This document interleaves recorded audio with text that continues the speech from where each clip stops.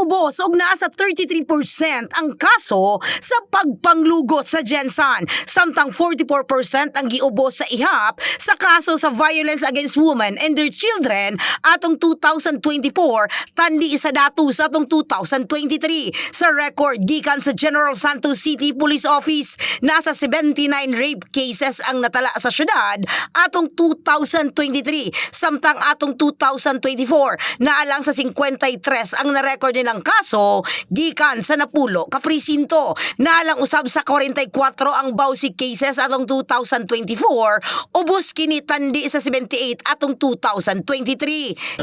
Yes ma'am, not only pamphlets but our SOCMED cyberspace talagang in-educate lalo na kayo sa inyong mga media na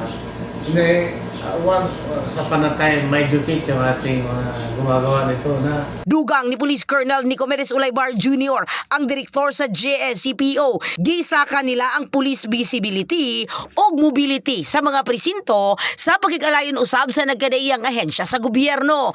andun talaga yung justice, yung violation is a violation per se palagi niyan.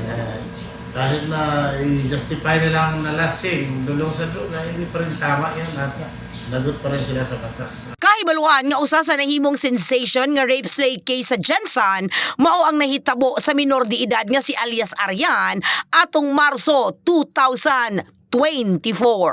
In the heart of changing lives, kini sa Brigada Richel Gubalani, alang sa 89.5 Brigada News 7 Gensan, the Music and News Authority.